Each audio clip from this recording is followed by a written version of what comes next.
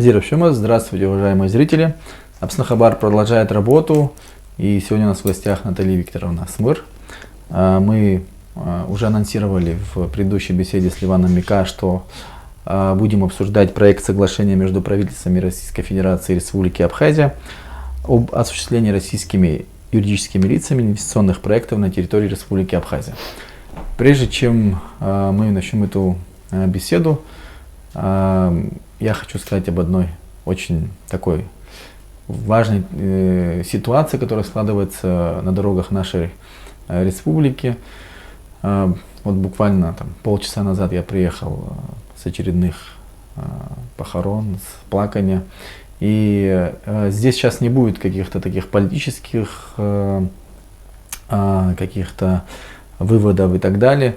Здесь просто я хочу обратиться от имени всей нашей команды к нашим гражданам, чтобы они были бдительны, чтобы мы все вместе думали о старших, о младших, о ровесниках, друг о друге, потому что действительно это трагедии национального масштаба.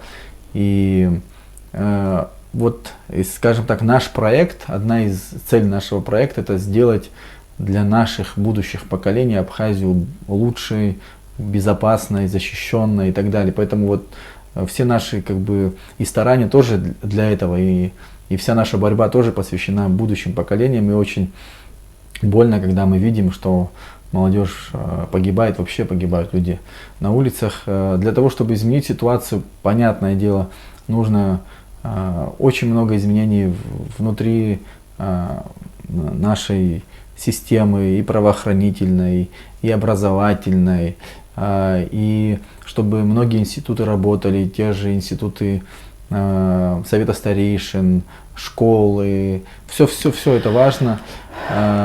И поэтому сейчас мне не хотелось бы это переводить в чисто политическую сферу, хотя это взаимосвязано, это вообще ключевая задача и политиков, и вообще государства — защищать свой народ, защищать своих граждан. И вот с этой защитой мы тоже не справляемся, и это тоже надо признать.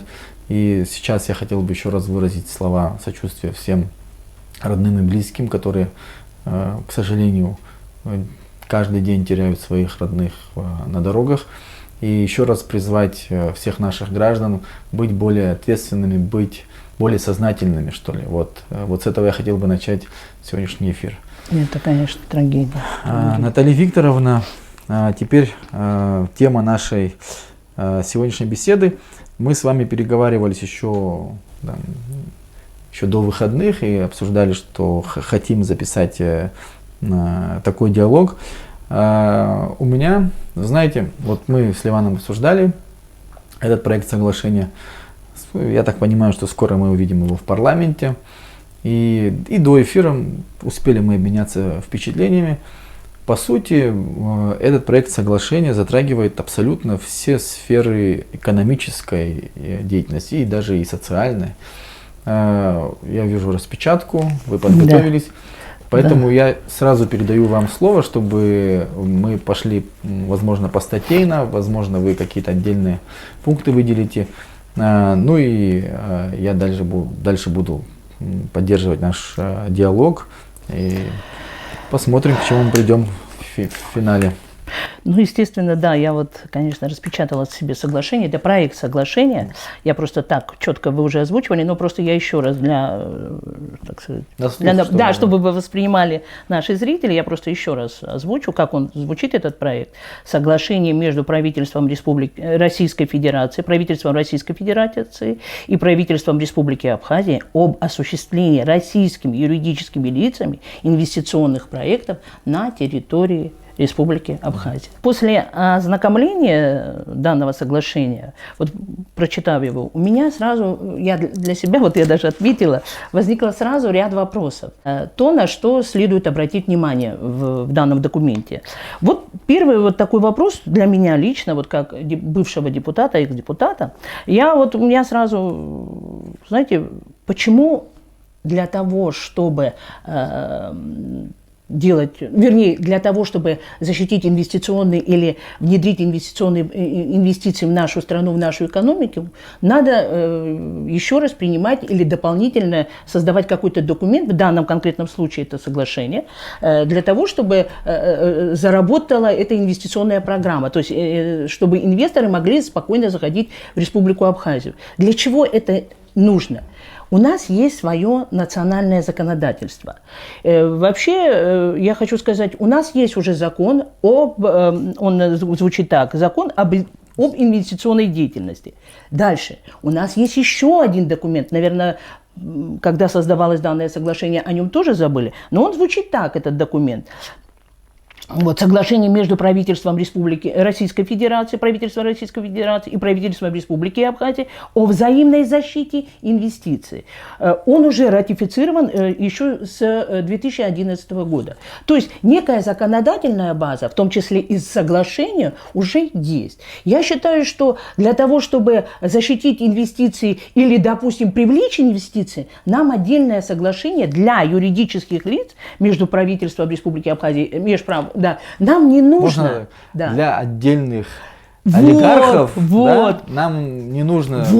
Вот, я хочу сразу отметить, что данное соглашение – это соглашение для друзей Аслана Бжания. Понимаете? Для олигархов, друзей Аслана Бжания. Это я могу ручаться за это, за каждое свое слово. Я отвечаю. Вот. И я просто скажу даже, может, немножко очень резко, почему из-за жадности и алчности наших руководителей мы обязаны ратифицировать вот такое... Можно мы пойдем по пунктам? Давайте вот я это просто... сейчас мы оценку дали. Тогда вот у меня возникает... Первый вопрос у меня был о том, что у нас есть свое национальное законодательство, которые мы уже ранее как ратифицировали, так и приняли. Поэтому мы могли бы работать в контексте ранее принятых документов. Но это нас не устроило. То есть не нас, а не устроило Аслана Бжания. Вот. И вот родилось вот такое соглашение. И смотрите, что дальше по тексту будет соответствовать. Вот смотрите, сразу же в данном соглашении они выпадают или не будут платить налоги. Да, то есть они, значит... Мелочь какая-то. Абсолютно. Российские инвесторы будут освобождены от уплаты налогов, ввозных таможенных пошлин, налога на имущество, налога на прибыль и НДС. И самое интересное, что НДС еще им будет возмещаться из бюджета Республики Абхазия. Вот я хотела бы, Леван, чтобы сразу сказать, я хочу зачитать для наших слушателей, для зрителей, в каких отраслях будет действовать данное соглашение. Это очень интересно. Я хотела бы, чтобы люди знали, поскольку это еще проект, и он как таковой, может быть, еще и не обсуждался в парламенте, мне неизвестно. Но в целом я сейчас зачитаю. Вот я хочу, чтобы, значит, статья 4 данного соглашения, пункт 1. Пункт 2, подпункт 1. Объем инвестиций, который юридическое лицо предполагает осуществить с даты включения в реестр, составляет не менее 2 миллиардов российских рублей. Можно вот здесь одну ремарочку? Да. Вот мы говорим об инвестиционных проектах, да, российскими юрлицами. Откуда взялась эта сумма в 2 миллиарда рублей? Ну вот договариваются два государства, два правительства между собой. Почему? Кто-то нам объяснил, почему именно 2 миллиарда рублей.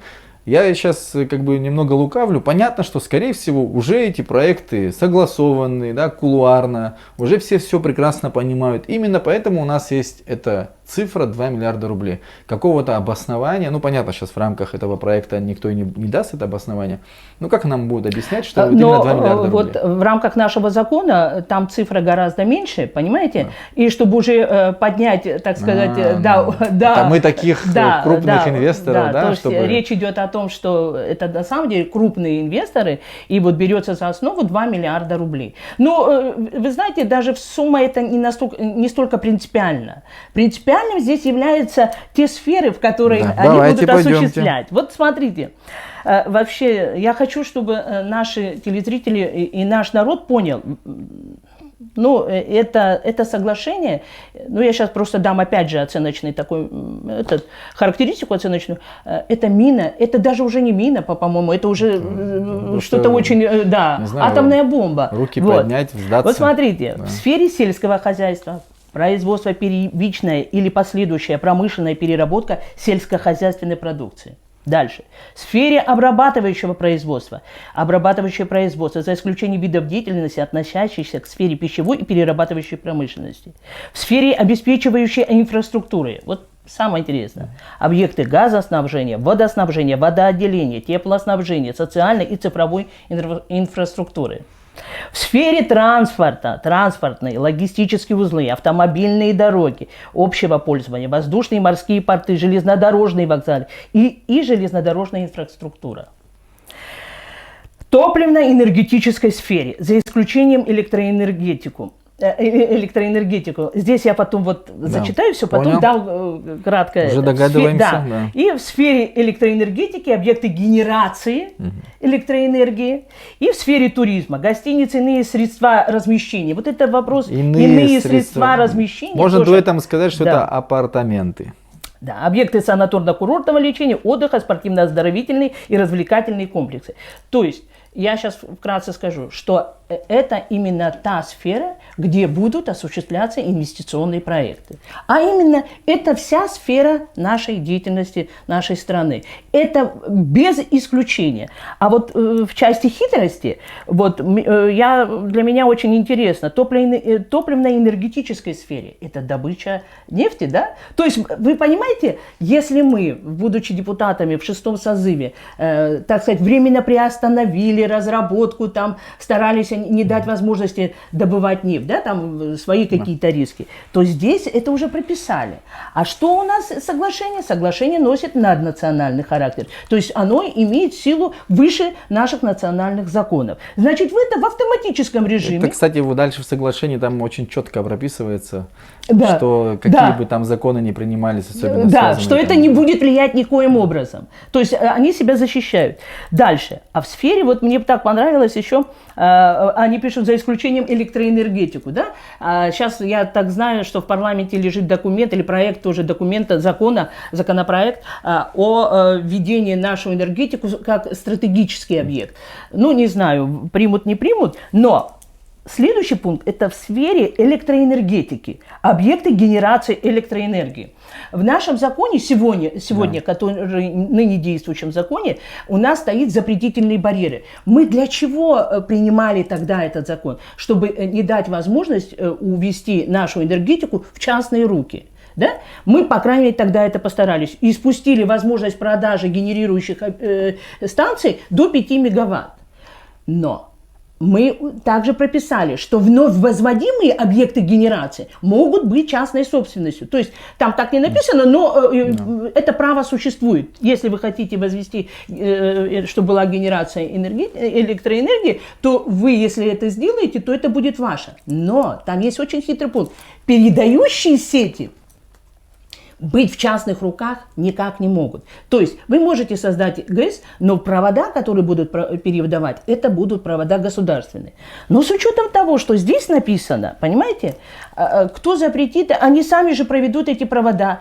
И там ничего не будет стоить внести небольшое изменение в закон, да? Если это примут, в принципе, можно... Да. Вот это вот, понимаете, это такие хитрые моменты в данном соглашении. То есть, я еще раз повторюсь, это вся сфера нашей экономики. Это все практически наше народное хозяйство. И следующее, а самое, вот дальше я просто бы хотела... Помимо этого, им будут предоставлены тоже ряд преференций. Вот это мы опубликуем этот проект вместе с нашим видео сегодняшним. Вот, видите, вот какие преференции им будут, да, вот предоставлять в пользу юридическим лицам земельные участки необходимые, вот, предоставлять юридическому лицу освобождение от уплаты налога, предоставлять юридическим лицам право возмещать налог на добавленную стоимость. Вот, понимаете, вообще, право предоставления мощностей и подключения к инженерным сетям, предоставлять возможность оформления, вот здесь. Я также хочу обратить внимание, пункт 10 статьи, ну сейчас это не принципиально, пункт 10. Предоставлять возможность оформления залога на объекты инвестиций при переходе права собственности на объект инвестиций от юридического лица к третьему лицу. Когда мы защищали Пицунду, краеугольным камнем в том соглашении это была передача третьим лицам. В данном конкретном случае, в данном конкретном случае, в данном соглашении говорится, в случае невыполнения инвестором, он может быть откровенно недобросовестным инвестором. Ну, мало ли что может в жизни происходить, да? Он не выполнит какие-то свои, то банк, который предоставлял ему, то есть вообще в нашем законе, я сейчас с одного на другой перехожу резко, в нашем законе четко прописано, что запрещено использовать заемные средства. Да. Запрещено. В данном конкретном случае это будут объекты, которые станут предметом залога. То есть все, что вы будете строить, или они будут строить, это будет предметом залога у банка. Да. В случае невыполнения обязательств перед банком, вот как раз это будет и переход третьему лицу. Вопрос вот сейчас, я извиняюсь, что перебиваю, но по поводу банка вы уже несколько раз сказали. Да. Слово банк. Там и с банками довольно интересная ситуация, тем более, что у вас есть...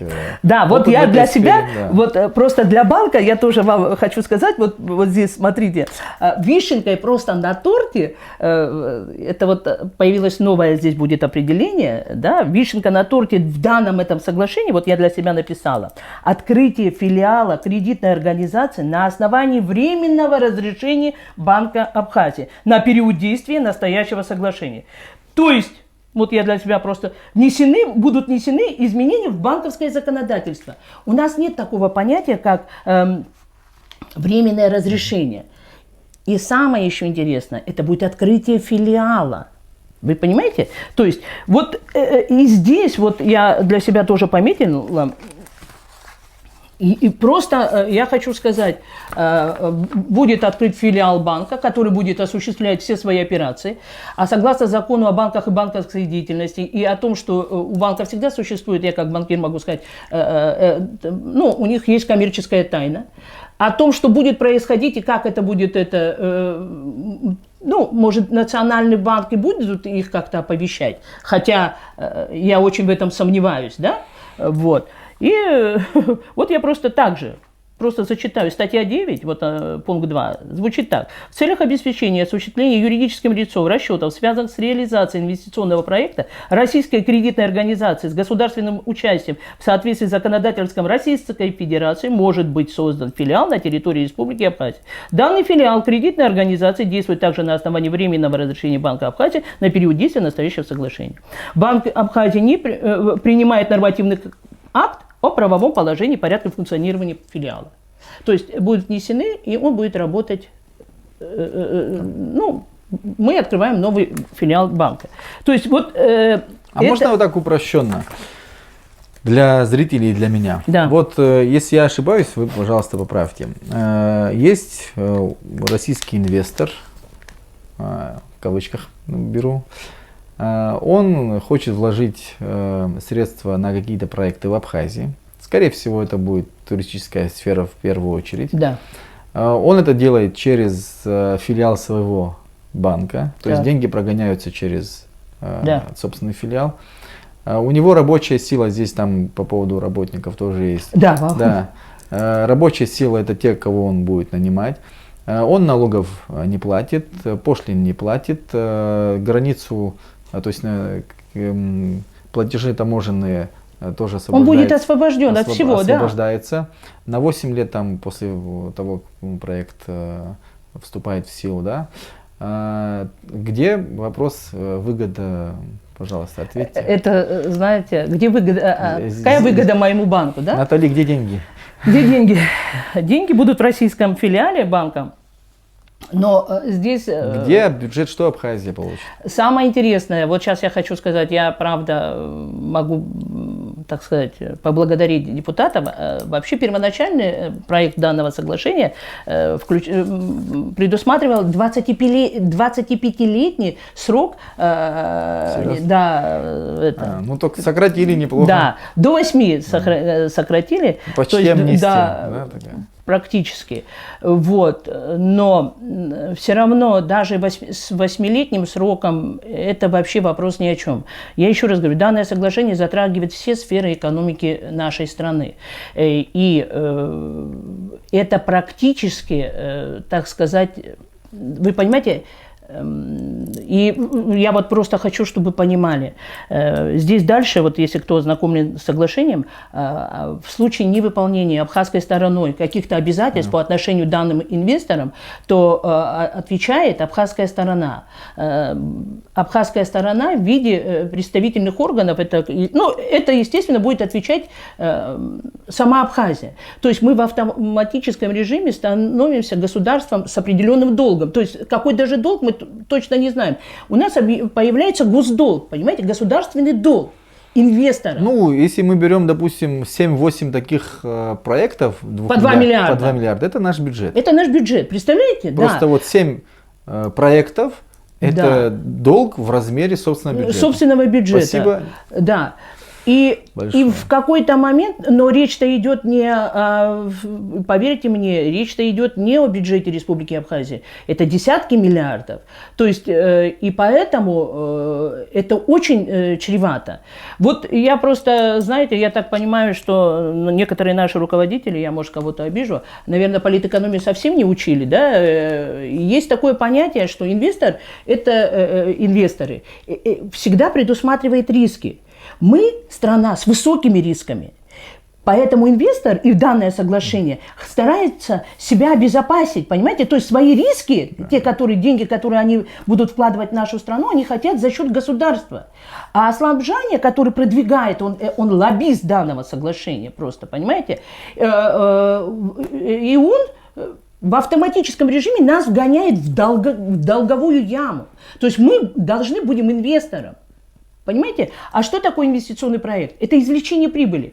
Инвестор вкладывает деньги, и он в автоматическом режиме хочет получать сразу прибыля. То есть, какой-то временной период, конечно, там строительство, там это понятно. Но у инвестора это в первую очередь извлечение прибыли. И в данном соглашении тоже это прописано, что инвестор в первую очередь должен извлекать прибыль.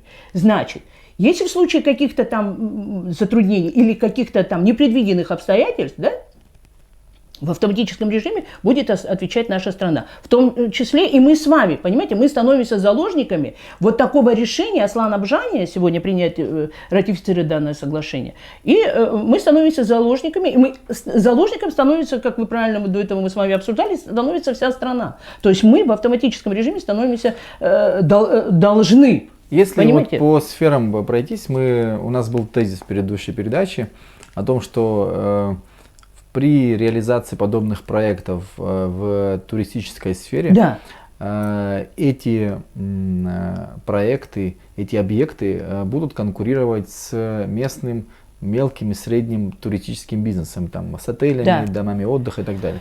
Даже сейчас, уже сейчас, и это даже пишут и наши подписчики тоже, и мы видим по своим родственникам, которые занимаются в этой сфере, мы видим, что частный сектор очень сильно страдает от появления крупных игроков, а крупные игроки имеют возможности другие финансовые и так далее.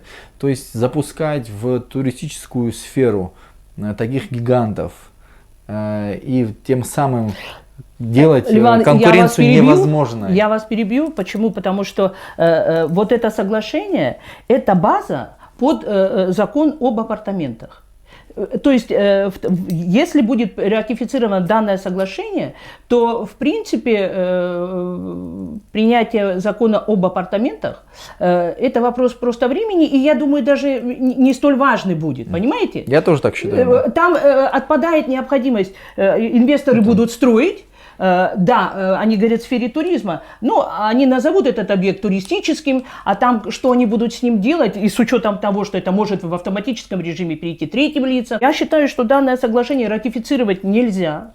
И знаете как, конечно, вот строительство в сфере туризма, при том, что у нас есть еще вот как-то основные мощности, которые еще с Советского Союза, у нас есть гостиницы, все, мы можем задействовать этот наш, так сказать, резерв, наш ресурс. Но если появятся такие игроки, вот Кан Валерьевич говорил, это демпинг, понимаете, это снижение цены. Сперва они будут играть на понижение цены, это будет невыгодно нашим, нашим туроператорам или нашим владельцам тургостиниц, будет невыгодно, да, там люди будут брать подешевле же, вот. То есть это, вы знаете, это же Ну, это же принципы экономики. И здесь ничего, это рынок, понимаете? И люди будут брать там, где им выгодно. Ну, у меня, да, но... это понятно с российскими туристами, которые будут предпочитать, и, скорее всего, там сервис будет другого уровня. Да, совершенно, да. И так далее, и так далее. Здесь еще вот статья 7, я хотел бы, чтобы мы о ней чуть-чуть так поговорили. Защита от некоммерческих рисков. И здесь пунктов 12, и почти все они посвящены земле. Да. Если не все.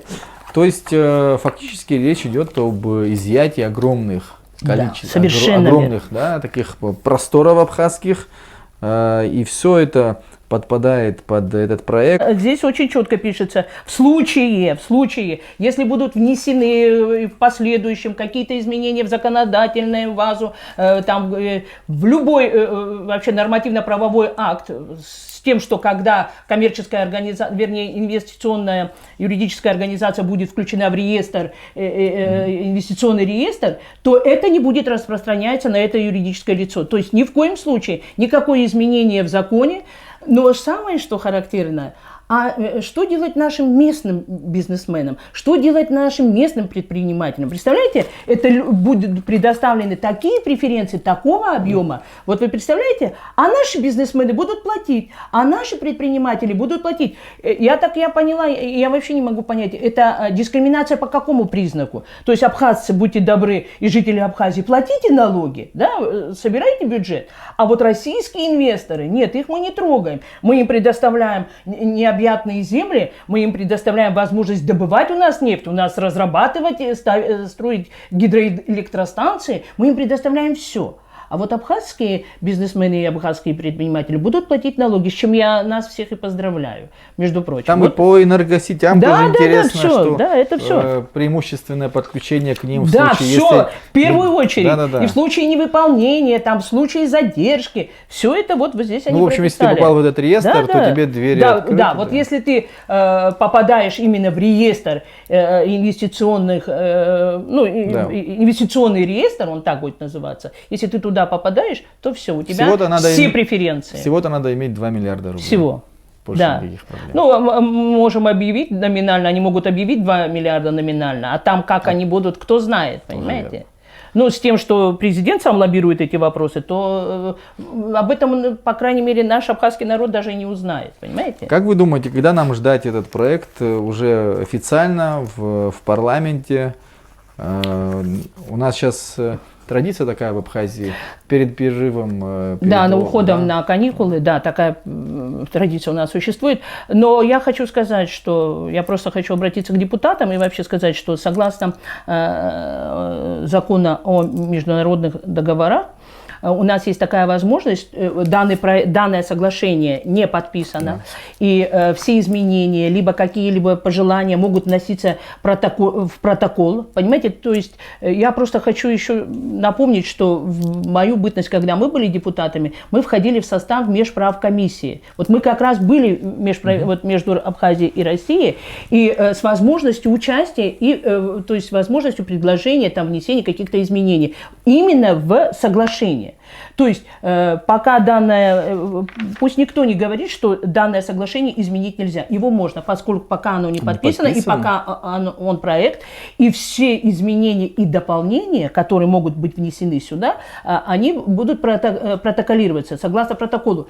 Но и протоколы будут являться неотъемлемой частью данного соглашения. У нас еще новое законодательство в сфере международных соглашений, и депутаты должны были его увидеть до подписания, да, то есть как бы... Да, они могут, вообще в законе это прописывается, что они обязаны участвовать до того, пока не подписан данное соглашение, не ратифицировано. Да. Еще вопрос именно с точки зрения вашего депутатского опыта. Да. У нас сейчас практика такая в Абхазии. Правительство так вот выбрало такую практику, что теперь мы не вносим как бы изменений во внутренние законодательные акты, да?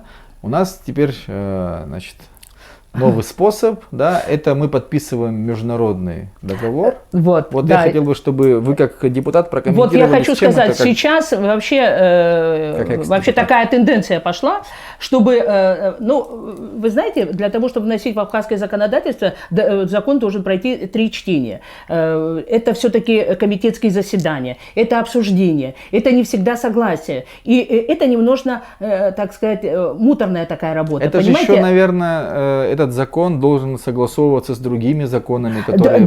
На него делается экспертиза, как правило. Вот, в частности, в моем комитете, который я возглавляла, я всегда обращалась в разные инстанции, чтобы дали мне экспертизу на предмет того, что соответствует закону, где там нарушения какие. То есть это нужно. Поэтому закон – это немножко долгий процесс. И он как бы согласно... Ну, а времени до выборов осталось мало.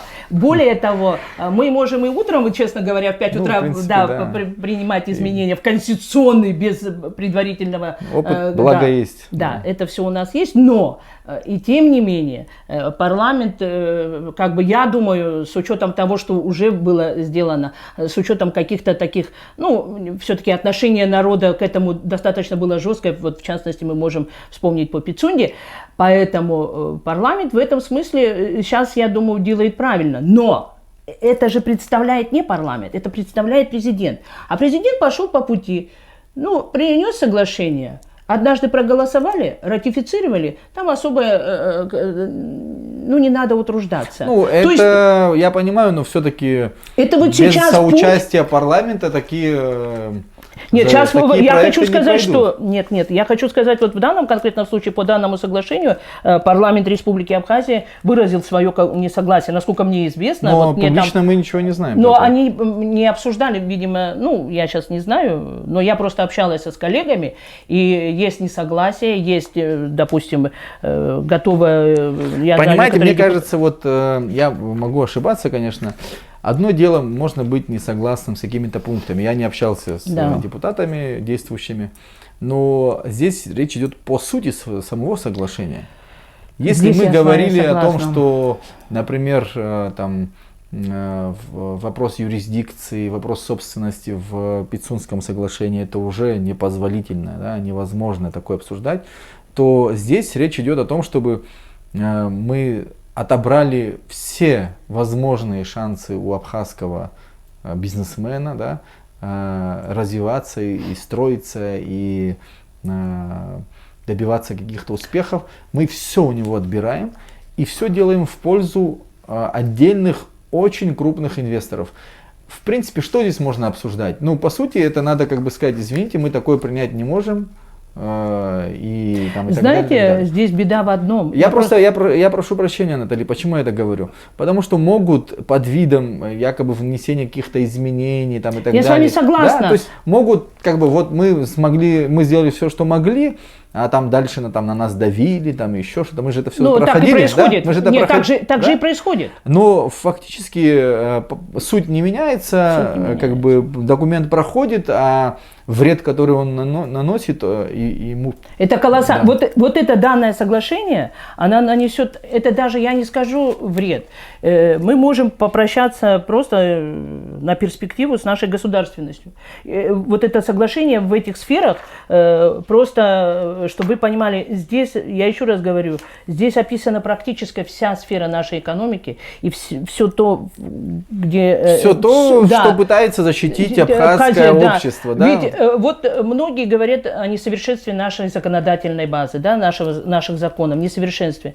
Может быть, да, я с вами согласна, вернее, согласна с теми, кто это критикует, но речь-то идет о чем? Да, наши законы несовершенны, но они носили и носят сегодня заградительный, запретительный, да, конечно, запретительный характер. Потому что, почему? Потому что мы боимся потерять самоидентичность свою страну, свои ресурсы в конце концов. Мы маленькая страна, мы могли бы пойти по пути не того, что мы предоставим олигархам это.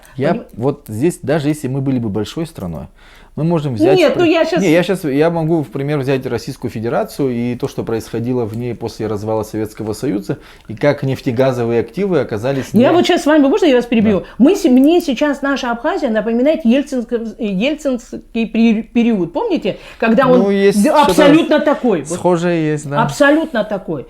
И я еще скажу, по истечению срока президентского, я думаю, Аслан Абжани, я думаю, он когда-то наступит, а он обязательно наступит.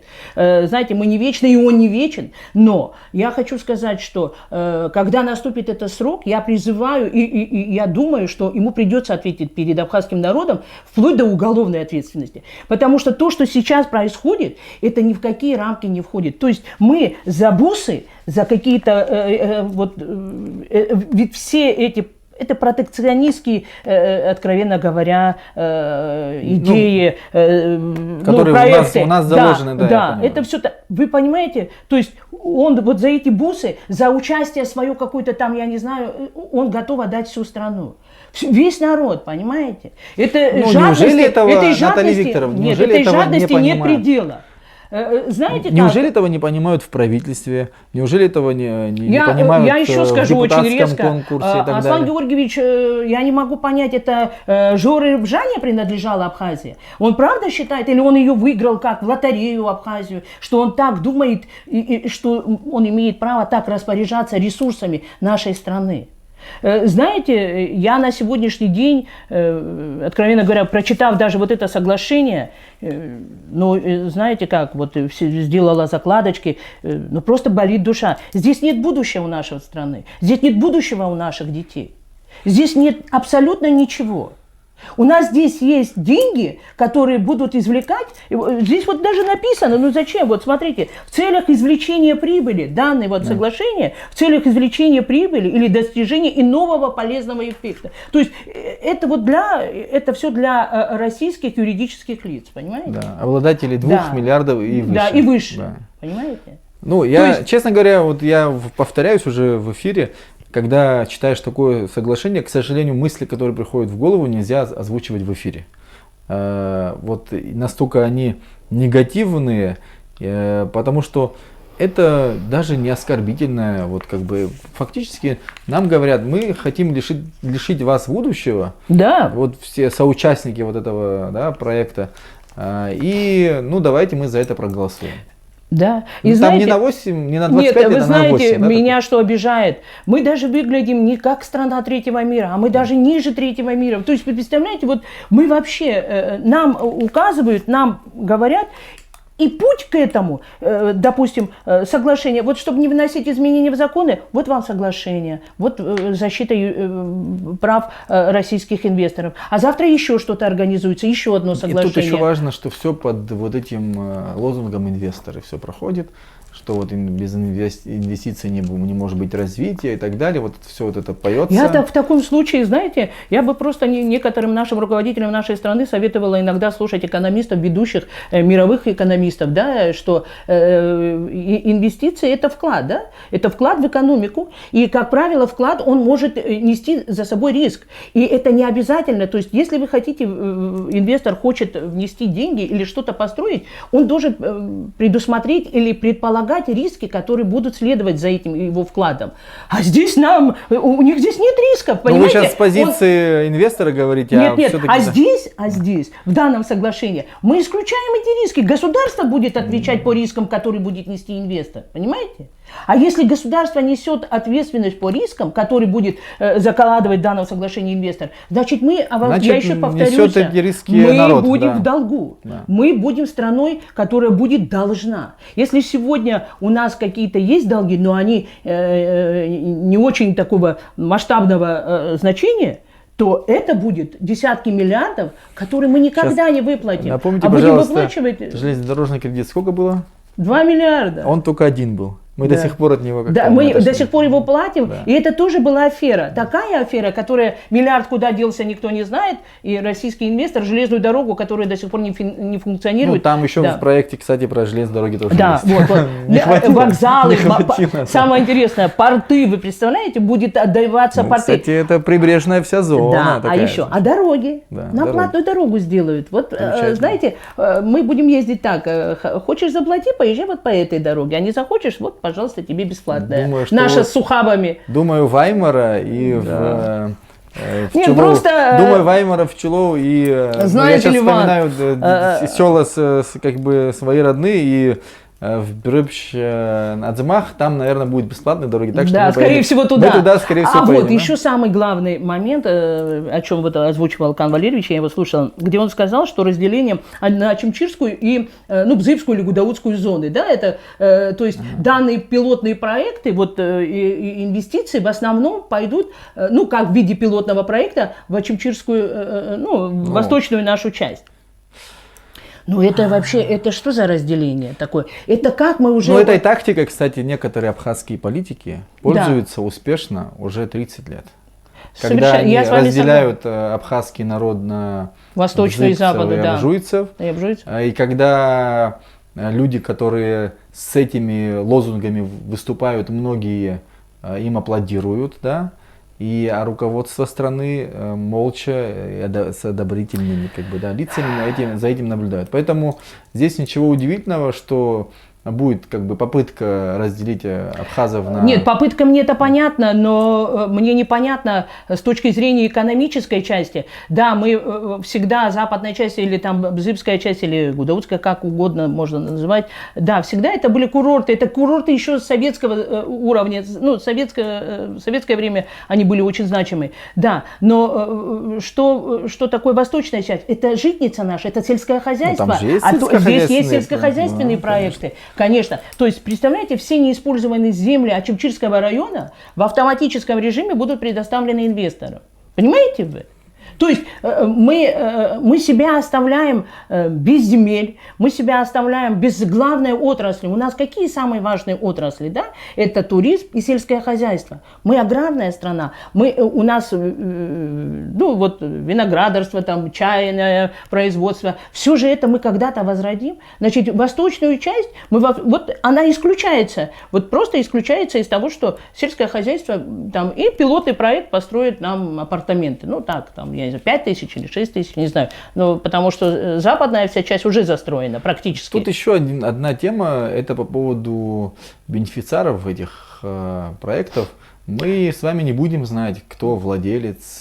Ну, бенефициары, допустим, будут официально какие-то организации, да, но аффилированные лица там еще будут, которые будут участвовать не напрямую, а косвенно будут участвовать. И самое страшное, что меня, вот я просто могу точно сказать, меня возмущает, это будут абхазцы.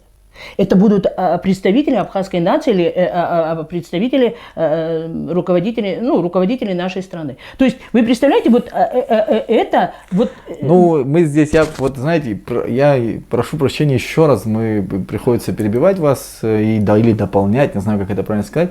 Обсуждая этот проект с Ливаном, мы вспоминали ситуации с другими вновь созданными государствами или молодыми государствами, когда туда приходят такие там, крупные банки, там, инвесторы там, в кавычках и так далее, они все делают совместно с элитой, совместно с лидерами, политической элитой, под них пишутся законы, и потом, конечно, там проходят десятилетия, чтобы народ смог как-то выкарабкаться, но это не всегда удается.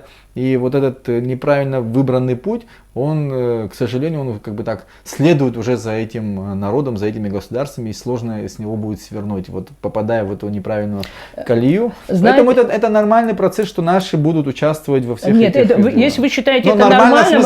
Я нормально имею в виду с точки зрения там, событий в других странах. Конечно, это ненормально для нас, как для граждан, но ничего удивительного в этом нет. Ну, вы знаете, вот без них этого не было бы. политической элите вот в данных вот таких соглашениях меня, конечно, вот... Но без них это было бы невозможно. Невозможно. Это невозможно. Это... Если мы представим себе, что абхазская элита политическая будет бороться за абхазские интересы, за абхазскую государственность, за активы там, и так далее, тогда с кем договариваться этим олигархам и там кругам? Да, скорее всего так, но мы небольшая страна, которая могла бы себя сама обеспечить, могла бы свое сельское хозяйство... Судя по транспортным средствам наших руководителей, мы готовы можем, себя обеспечить. Да, мы можем себя обеспечить. Мы могли бы жить, может быть, не столь богато, но, по крайней мере, безбедно. Я просто хочу сказать, вот сейчас как-то у всех курортный сезон, и люди никто не обращают на повышение квоты, вернее, не квоты, прошу прощения, цены за электроэнергию. Это тоже вот сейчас 2,60 коммерческий. Обращают, но как-то тихо. Тихо. Но подождите, следующий год 3,20. Я всех нас поздравляю с учетом наших заработных плат, с учетом наших пенсий. Ну, наверное, все-таки, если молчат, значит, это всех устраивает. Понимаете как? Если бы мы были, в частности, если бы народ был не согласен, он бы сказал свое мнение, свое отношение к этому. По крайней мере, можно бы обратиться с тем, чтобы решили эти вопросы. Обратиться в парламент, чтобы ввести мораторий, сделать какие-то движения, то есть какие-то обращения. Но этого ничего не происходит. Значит, нас всех устраивает. Я хочу сказать, что в случае принятия данного соглашения я потом не советую, и, честно говоря, и могу точно посоветовать сказать нашему народу, не стоит будет, вообще не стоит роптать на эту же тему. Все, поезд уйдет. Мы ничего не сделаем. Мы ничего не сможем сделать, у нас нет таких возможностей. Поэтому для того, чтобы сегодня защитить свои интересы, я еще раз повторюсь, наше законодательство может быть отнюдь несовершенно. Безусловно, там надо вносить изменения. Это, конечно. Но оно носило такой национальный характер, запретительный, барьерный характер. То есть оно нас защищало. А сейчас, в связи с все, что можно регулировать вот такими соглашениями, все, это прямой путь к катастрофе. То есть, наша цель, Наталья Викторовна, это как раз заключается и в том, что мы хотим донести до нашего общества в рамках небольшого нашего проекта эту правду, которая таится в подобного рода соглашениях, и чтобы общество понимало, куда все это ведет. Конечно, могут многие сказать, что есть недоверие к одним и к другим, к третьим, к четвертым и так далее. Но мы должны просто подумать сам каждый для себя и просто представить, что буквально несколько лет, и даже мы сейчас это видим, даже сейчас мы видим, что страдает самая незащищенная часть, малый и средний бизнес. Малый и средний бизнес. И нужно понимать, что... программа поддержки малого и среднего предпринимательства всегда озвучивалась. Она просто... это была необходимостью поддержания малого и среднего предпринимательства. Это ключевой вообще фактор развития совершенно страны. Верно. Без малого и среднего бизнеса и не выхода бывает. Из кризиса. Вот именно развитие малого и среднего предпринимательства, это как выход из кризиса. Это самое лучшее. Вот если взять историю Вторую мировую войну, как немцы выходили из кризиса? Вот, организовав малое и среднее предпринимательство. Смотрим все ведущие страны мира, у них... у нас нет, у нас сразу соглашения, инвесторы, крупные суммы, банки, филиалы. Мы продолжим беседу по этому проекту. Он такой же всеобъемлющий, как когда-то был вопрос Пицунды. И здесь на самом деле нужно быть начеку с нашими руководителями, особенно в преддверии августовских выходных парламента. Не знаю, может это соглашение, может быть урезанное соглашение по апартаментам. Мы не знаем, какое из соглашений выйдет в начале, первым нам покажут.